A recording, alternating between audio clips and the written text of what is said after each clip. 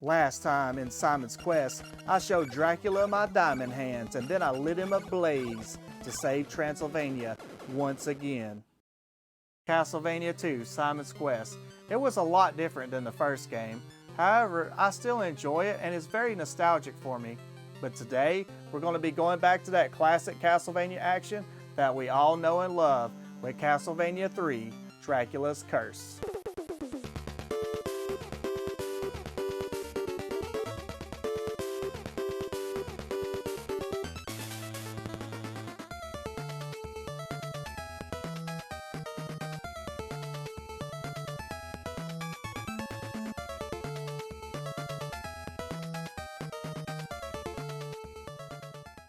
In Castlevania III, it goes back to having levels again instead of the free roam that Simon's Quest had, along with bringing back the score and even the time limit from the first game.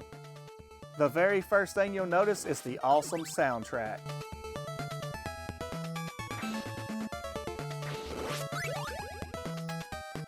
But the second thing you'll notice is they wasted no time throwing Medusa heads at you. Yeah, that's right. And not only that, but they have bats with the same annoying pattern. You'll even be greeted by some of those pesky hunchbacks from the first game. I'm going to be totally honest here. I think Castlevania III Dracula's Curse is the best Castlevania on the NES. But with that said, it's almost like they took everything that pissed you off from the first game and then all the stuff that pissed you off in the second game and decided to put those together. And then Konami was like, I don't think that's good enough. You know what? We left out quite a few bosses in Simon's Quest. Let's just take all the bosses that we left out from that game and just throw them into this game. But yeah, before we get into all of that, let's talk about the cool things that make this game great. As I've already said, the music is awesome in Castlevania games. The stages all look unique and have that cool gothic-y feel that makes you feel like you're really in Transylvania. And sometimes you'll get to a fork in the road and you can choose a different path that you can take. And depending on the path that you choose, you can meet up with Sypha, who is a magic user.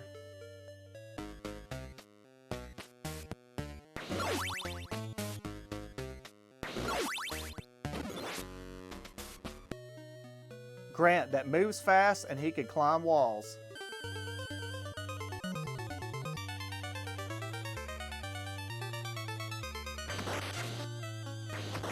And last but not least, we have Alucard, who can shoot projectiles and even turn into a bat and fly over shit as long as you have the hearts. What makes taking the different paths and meeting up with these characters so cool is they can help you out through tough situations. That's right, you can change characters on the fly. I think this is very awesome and it was very innovative at the time. The only problem I have with this is if you have someone, let's say Grant, and you meet Sypha. You think you'll get to have an additional character. Nope.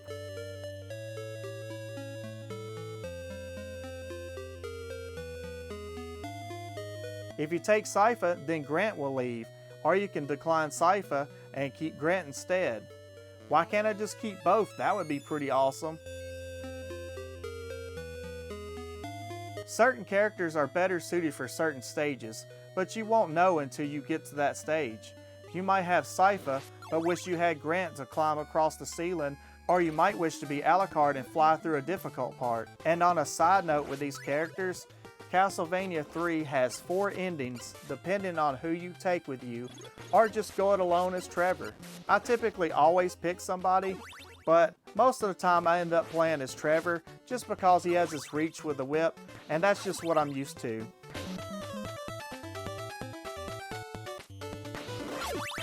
So yeah, awesome music, awesome graphics, multiple characters, multiple endings. The classic Castlevania gameplay is back. What could possibly be bad about this game? This game is awesome. Oh boy. So this is the most difficult Castlevania on the NES. I'm not even kidding. This game will make your blood boil. Of course, the enemies are here to kill you. But the cheap knockbacks are still here. This game doesn't fuck around. Remember how Simon's Quest had hardly any bosses? That's because they saved them all up for this game. Some of the bosses are pretty chill, like the Knight.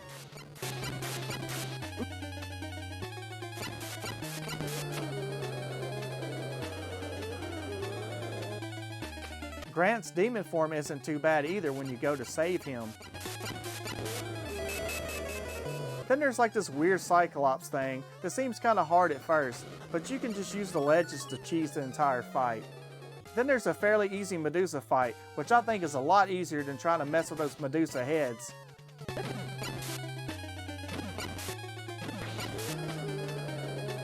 The Alucard fight isn't too bad either, surprisingly. It's almost like an easy mode Dracula from Castlevania 1.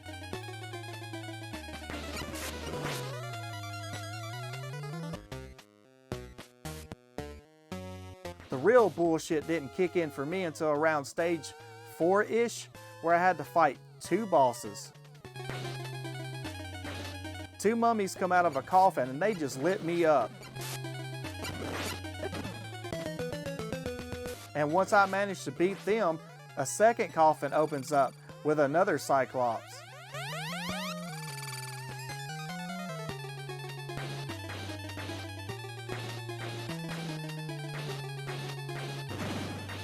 Are you serious? Then it gets worse than that when you have to play Double Dragon over a pit of water. I didn't even get to learn to fight before I was yeeted off the platform. It's really not too bad, but it sucks because you keep having to go back to the last checkpoint. I just want to keep fighting the boss and get a little bit more practice. But what's even worse than going back to your last checkpoint? If you lose all of your lives, then you have to start back from the beginning of the whole level. Then as the levels get even harder, they throw more at you. Like there's a boss fight with mummies, a Cyclops, and then some winged asshole. For 3 bosses in one, because one just isn't enough.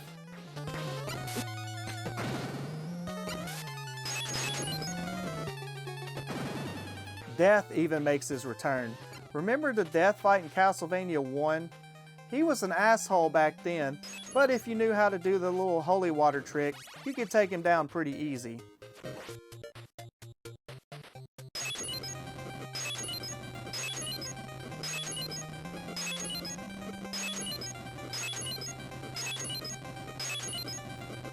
Then in Simon's Quest, you can just walk past him. He was literally a joke. You had no reason to fight him unless you wanted to get a weapon off of him.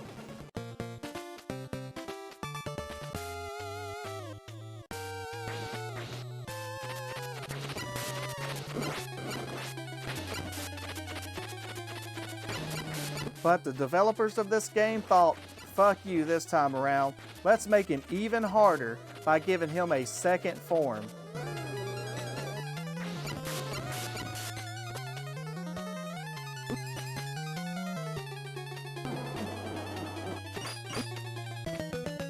Oh my god, this game! Why does he have to have 2 forms? And then there's kind of a funny fight. At least it's funny in my opinion. You have to fight some kind of a doppelganger. And that doppelganger fights just about how well I play through this damn game. This boss just doesn't seem like he can make his jumps, and he gets owned. And that's just some of the bosses, depending on which path that you take. Now, before I talk about Dracula, let's talk about the monsters in this game. Do you see what I just did there? It's Dr. Frankenstein's monster, and I just said monsters.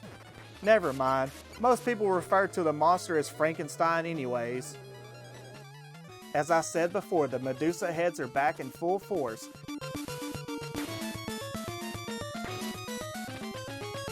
As well as bats and hunchbacks are all here.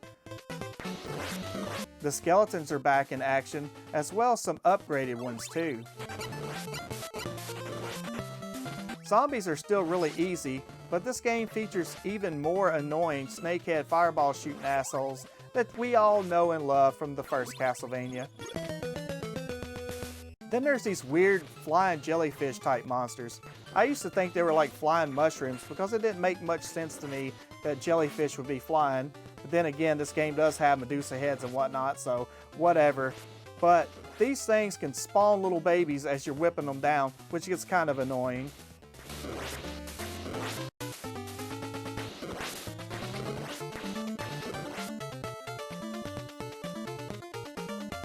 The spiders from Simon's Quest make a grand return, but instead of shooting webs at you, they poop out other spiders instead. Freaky. We got some headless fencers. Then there's some ghosts that chase you around.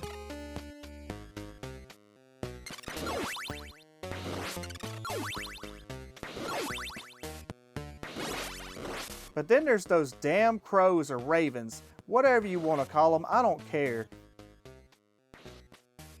They fly all over to annoy the piss out of you, and it's almost always like they're by a hole.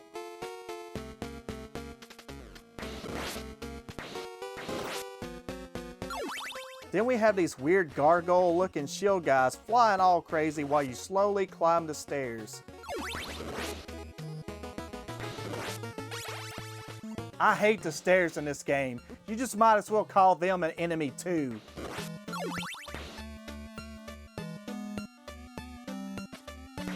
My favorite fish fuckers are back and they're harder to deal with.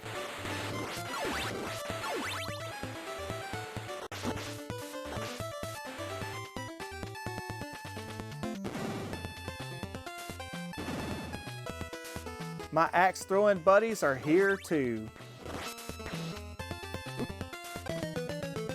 Then there's these weird frogs or toads that just jump out of nowhere.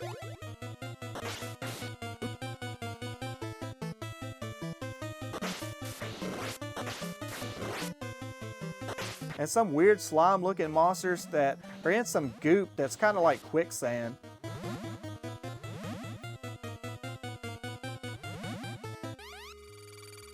Those jumping slimes make a grand comeback too.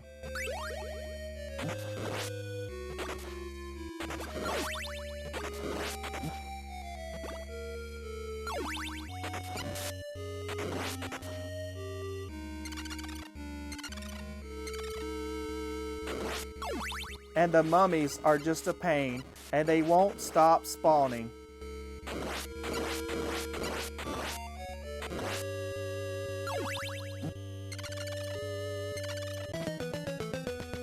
Now I totally get it. It sounds like I'm just complaining about every enemy in the game, but let me show you some of the levels in this game that makes killing all these monsters so difficult. The first stage in this game sets you up easy peasy with nothing too hard. It's pretty straightforward. It's got that classic Castlevania feel.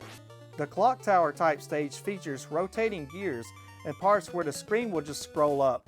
So even if there's ground underneath you, if that ground gets off the screen and you fall down there, even though that there was a ledge there before, it will kill you.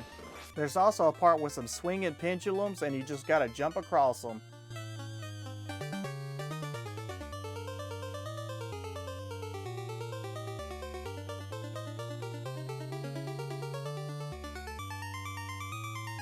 Then they throw in some spikes along with some Medusa heads to make climbing a tower even more difficult.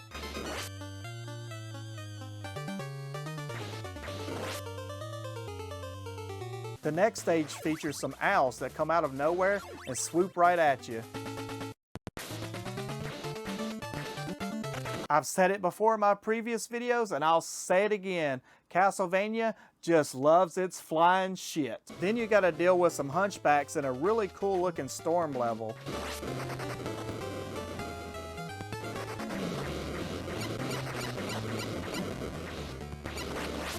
And now the game takes a dark turn. Even the levels themselves become an enemy. There's parts of the game where the floors can break and you just have to keep moving. Then you even have some Super Mario platforms. That's right, some Super Mario platforms. Then the next level becomes the enemy itself. It has some spinning traps. And the stairs will become your most hated obstacle from here on out. You move kinda slow in this game, and they put the worst enemies to deal with as you try to climb the stairs. No joke, it's so annoying. Also, they add these wall hugging things that spin around ledges, kinda like in Mario.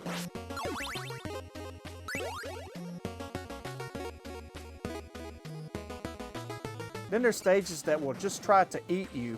Yes, that's right, I said eat you. They slowly go up or they go down, and once you go off the screen, you're dead, even if you're on the ledge. So the bottoms and the tops of the screen can even kill you too. Just great. If the screen is chasing after you, you'll try to hurry, but if you hurry too fast, you might be standing where an enemy spawns, and then once the screen scrolls up, the enemy will appear and it will hit you. And if you go too slow, the screen will swallow you up. I believe in around stage 6 or so, you'll have to deal with some water that slows you down as you're trying to walk through it. And of course, they gotta add those fish you all know and love and throw in some crows as well. This is, in my opinion, by far some of the hardest shit in the game. They put the worst level mechanics with their worst enemies. It never fails.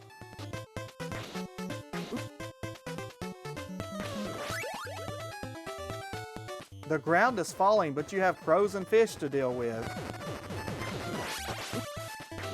But I want you guys to keep in mind, it's hell enough to get all the way through the level and make it to the boss.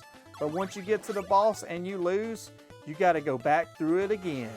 And sometimes you'll just die so cheap. I think the developers just wanted to be funny, or maybe they just wanted to make the game even harder. I'm not sure, but they recreated some of the worst parts of Castlevania 1 and just threw it into this game. Remember that bird hunchback combo from Castlevania 1? They're back!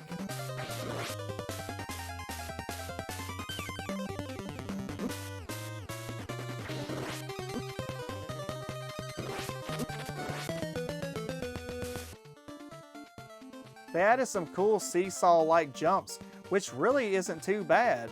I'm surprised they didn't add any Medusa heads there to make it even easier.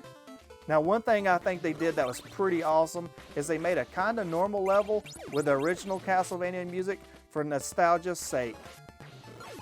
When I started this level and I heard that tune, I just thought it was so epic.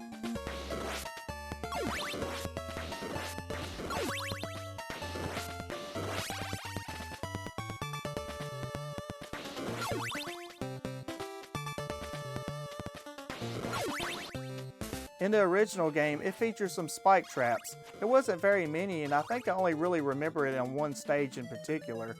But in this game, they added a lot more of those too.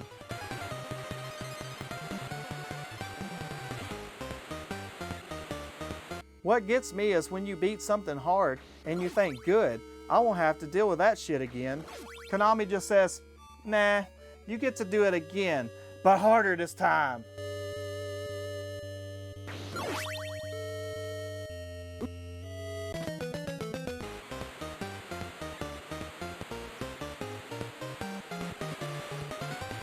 So to summarize up to this point, this game is great, but everything kills you.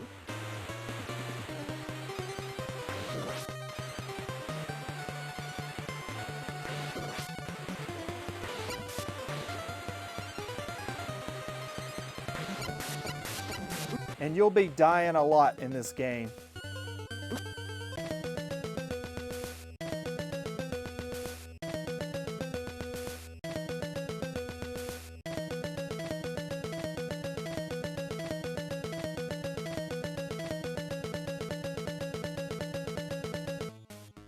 And do you remember those pork chops?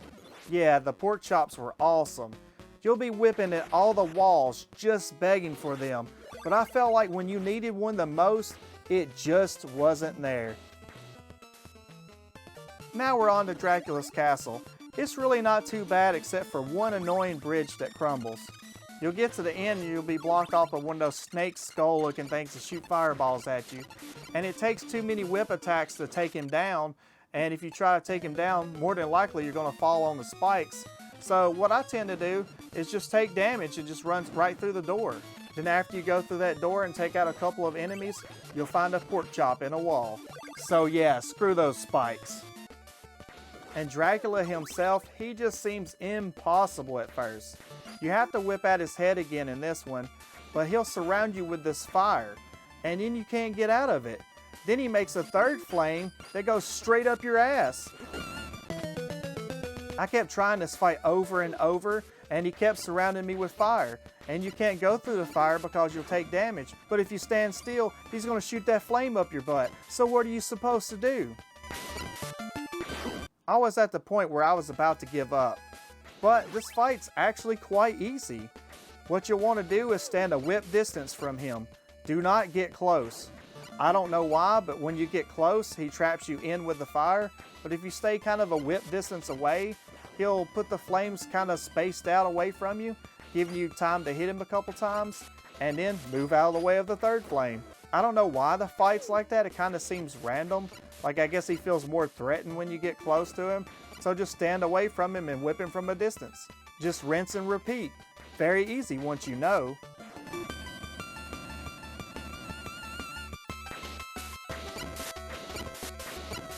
And then in his second form, he turns into multiple heads with a brain, and they're puking up blood or something? I have no idea. This Dracula form seems like it would be difficult too, but it's actually pretty easy as well. When all the heads are puking, it can be problematic to try to walk underneath him because sometimes he'll corner you. So as he's transforming, immediately get within whip distance and try to take out the bottom two as fast as you can. That makes it a lot easier to cross underneath him. Keep whipping at the heads as quickly as possible because the faster you take them down, the easier this fight will be.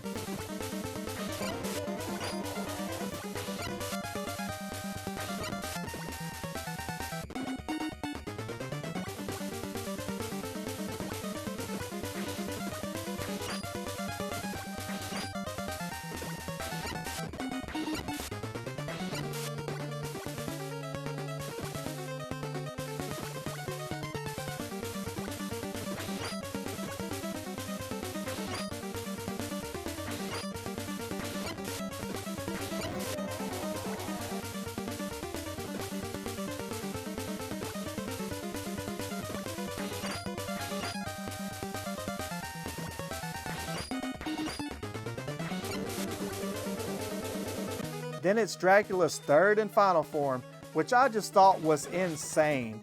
If you die here, you get to go back to the spot with a pork chop.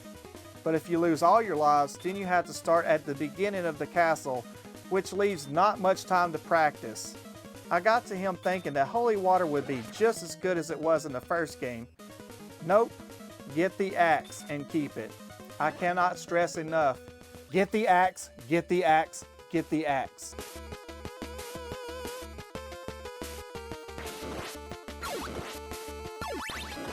They try to mess with you and give you a shitty knife before Dracula, so watch out for that. Also, remember to hold up or down on the stairs to climb them, or you'll fall off like a dumb shit like me. And to be fair, Dracula's third form isn't really that bad if the holes weren't there. I just want to whip the shit out of his head, but I can't. I either fall into a hole, or he knocks me into the hole, or the blocks screw me up and throw me into a hole. And sometimes I forget this is Castlevania, so I'll just make a jump and I'll try to pull myself back. But you can't pull your character back in this game. Once you're committed to that jump, you're committed to that hole. And just a side note, I didn't use sub-weapons that much in this game. And by the time I got to this part in Dracula's castle, I wasn't really thinking of it. So when I was taking on Dracula, I was doing it the hard way because at this point, I was just frustrated and not thinking. I had to play through this game several times anyways to show off some of the other characters that I didn't get in my first run.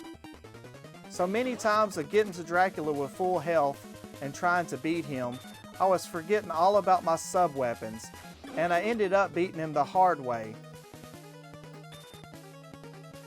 Actually, I didn't use sub-weapons a whole lot in this game, so I just totally forgot about getting the axe.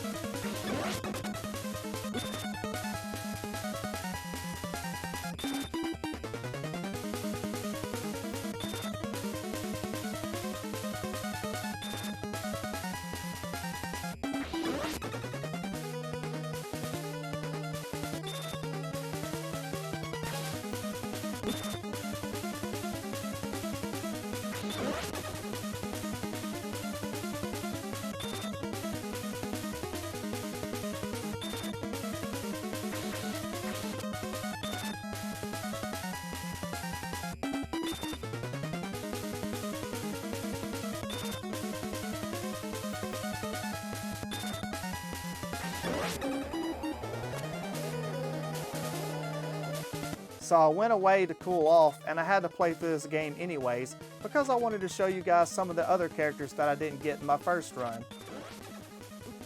Now the axe method is so much easier. And the blocks that you can use to get up top to whip him in the face, you don't even need those now, and they actually get in your way and mess you up from throwing the axes at him.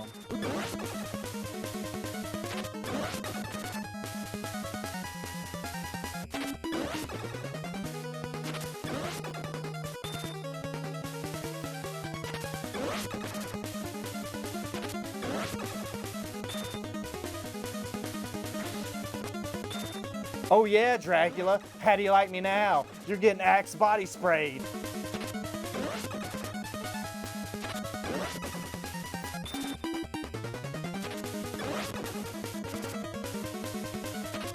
Yeah, now Dracula's defeated again, and I'm so over this game.